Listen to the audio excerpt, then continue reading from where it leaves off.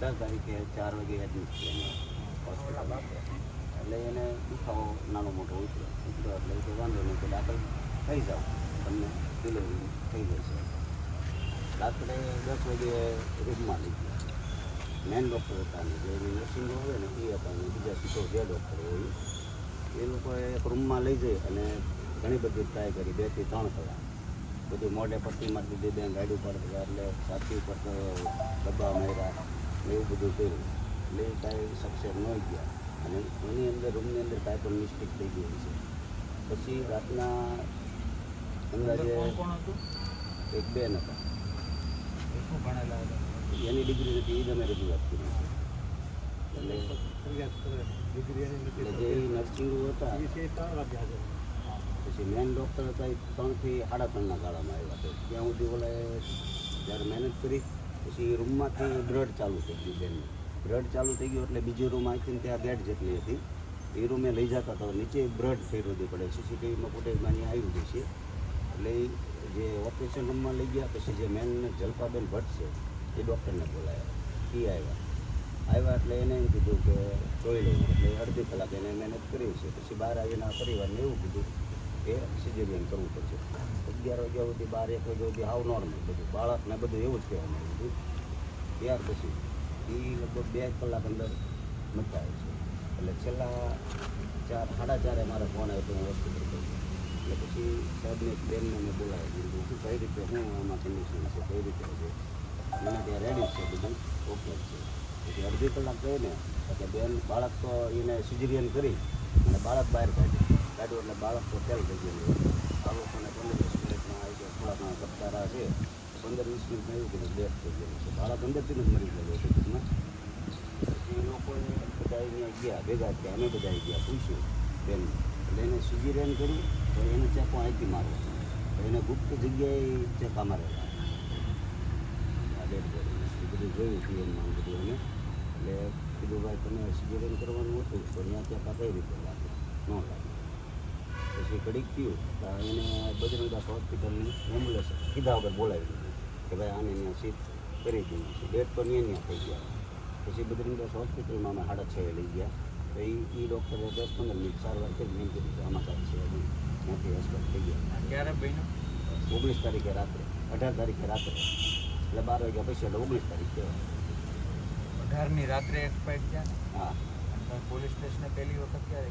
19 તારીખે બપોરે એટલે 10-11 વાગ્યા સાહેબોને બોલાવ્યા અને બજરંગ હોસ્પિટલમાં.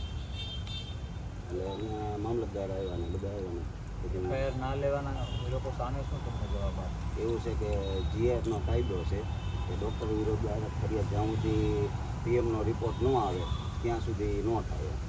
પીએમ આનો રિપોર્ટ આવશે પછી એફઆઈઆર થાય છે એમ કે એડી દાખલ કીધી. હા, સમજી ગયું. તમે શું કરો છો?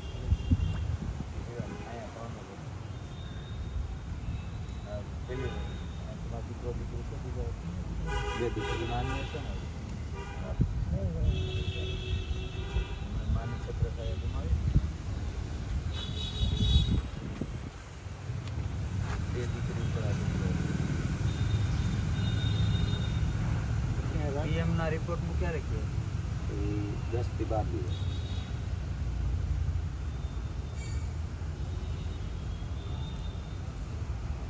પહેલાં ફરિયાદ દાખલ કરેલી છે. આ ત્રીજો બનાવ છે હોસ્પિટલમાં. એટલે ગુજરાત મેડિકલનો થોડો જીઆરવાળી વાત છે ને, સાહેબને કીધું એ લેખિતમાં આપે ને ભાઈ, લેખિતમાં આપણે અત્યારે અમે તૈયાર નહીં લઈ શકીએ. આ as per rules and regulation પીએમનો રિપોર્ટ આવશે એટલે અમે લઈ લઈશું. એ ભાષામાં વાત કરું તમારી મારી ભાષામાં વાત નહીં કરી કે જીઆર હું જેવું કીધું. હા, તમે જીઆર છે ને જીઆર આપો આપણે કઈ વાંધો નહીં. એટલે કે હિંમત ના આપતા આપણે બધા ભેગા થઈ પૂરી તાકાતથી મહેનત કરો. આ જે ભગવાન આ થઈ ગયું એ તો આપણા હાથમાં નથી.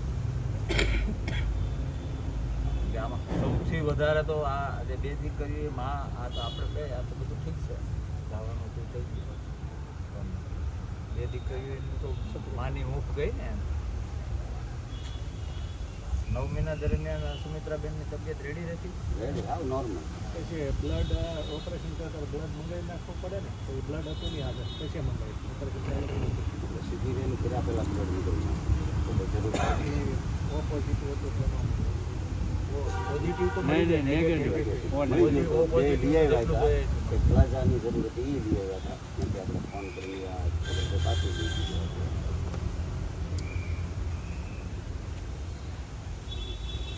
સારું આપણે કાકા જોવાનું થયું છે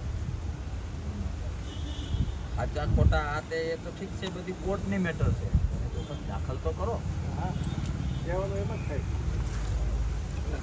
પાડી નાખો પછી તમારે ત્યાં કોર્ટમાં ઓલું છે જ તે કે સમરે નિર્દોષ હોય તો સમરે ભરીને નિર્દોષ છૂટે. બીજા કોઈ પાર્ટીના આગેવાનોની કોઈને કોઈ પ્રેશર આવ્યું છે કે આ બધું બંધ કરો આ? ના, હવે એવું એવું માટે ફોન આવે સાઈડનો લોક સાફ હોય. એસપી ખાલી કરવા આવ્યો તો ગ્રાઉન્ડ કેમ હું તો ખાલી અરે, ફરિયાદ લઈ લઈએ સમાજની તમે આવો હર્ષભાઈ ટીટુભાઈ આવતો હતા એટલે નો એસપી કોણ આવ્યા કે ભાઈ પૂરું કરો એમ સમાજના 200-300 હા. બધા હતા. વળાંક કેવાય ને ઓલું કોઈ પ્રશ્ન નહીં. બાબતે લઠ્ઠાકાંડ બાબતે તો બધાને અહીંયા ગાડી મૂકીને બધાને પેક કરી દીધા. ચાલો મૂકી દીધી એટલે કોઈ આમ જઈએ કે નહીં હા, અને બાકી કહ્યું કે ભાઈ ચાલો એફઆઈઆર તમારે લઈ લઈએ. તમને આમાં ઢીલું પડી જવા માટે કે સમાધાન માટે કોઈ નેતાનું ના એવું નહીં, કોઈ પ્રેશર નહીં. લડીએ આપણે આને અવાજ ઉઠાવીએ. અત્યારે આપણા હાથમાં અવાજ ઉઠાવવાનો છે. હાકેરમાં આવશે ને ત્યાં સુધી આ લોકો કરે. સૂત્રોની માહિતી એવું કહે છે કે અમારા પૂર્વના ધારાસભ્ય જે છે સેજલબેન એમનું રાજકીય દબાવ છે નહીં લેવા, આવું સૂત્રોની માહિતી છે. સ્પષ્ટ કે જો આપણી પાસે કોઈ એવું વિડીયો કોલિંગ કે એવું રેકોર્ડિંગ નથી, પણ આ એના હિસાબે આ નહીં થાય કેમ કે આ જ્ઞાતિ આધારિત છે. બેન છે એ બ્રાહ્મણ સમાજમાંથી આવે એટલે એમના ખાસ અંગત સંબંધમાંથી છે. આવું સૂત્રોની માહિતી અનુસાર છે. પીએમનો રિપોર્ટ તો 30 ની આજુબાજુ આવે ને. મીડિયા એરે વાત કરું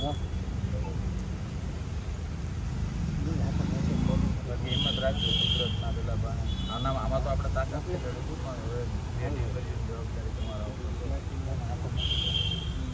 સાહેબ આપણે જોવા ગયા હતા આવી વાત એનું કરી. કહેવાનું એવું છે કે હું ખુદ જ જીઆર છું, મીડિયા સમક્ષ કે હું નિવેદન આપું એટલે અમે અહીંથી એવો પ્રસ્તાવ લઈને ગયા હતા કે ભાઈ તમે એફઆઈઆર દાખલ કરો. હા એ લઈ લીધી. હું પોતે જીઆર છું. હું પોતે જ તમે હું ડીવાયએસપી જે કહેતો હોય તો હું પોતે જીઆર છું. હું કહું એટલે પૂરું થઈ ગયું. લેખિતમાં એ હું પોતે છું, પછી તમારે શું જરૂરી છે એમ. તો પણ કોને એમને કઈ ચોથી જાગીરની સામે બોલો ને, મીડિયા સામે તમને જેમ કહે તો મીડિયાને કે આપ કેવું જોઈએ ને. એટલે એ બધું એવું એવું થયું તમે જ્યાં સુધી સાઈન નહીં કરો ને ત્યાં લગીને આગળની પ્રોસેસ છે ને એ નહીં થાય નિયમ પ્રમાણે. ત્યાર પછીની કમિટી બેઠશે અને ત્યાર પછીની બધી જે કાંઈ છે એ આગળની પ્રોસેસ થાય છે એમ એનું એવું કહેવાનું છે. એમ મળવા ગયા બોડી જે નથી. અહીંયા જ છે. અમે સૌથી પહેલા જીઆરની એક બોડી લઈ જાઓ પછી બધું કરશું એમ. મામલો રપ્પા દપ્પા કરવા અમને બાળકને હા હા એવું હજી અમે ડેડ બોડી લીધી નથી. કોલ્ડ સ્ટોરેજમાં હશે ને. હા હા કોર્સ કરી દીધી. ટીમ રૂમ જ છે.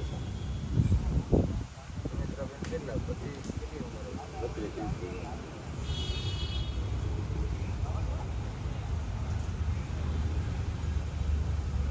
કઈ વાંધો નહીં, જ્યાં આપણે અવાજ ઉઠાવીએ એટલી હું ખાતરી આપીને જાઉં. કારણ કે અત્યારે આપણે તો આપણા હાથમાં એ છે તાકાતવાળો અવાજ. તમે હિંમત રાખજો. નંબર લઈ ગયો છે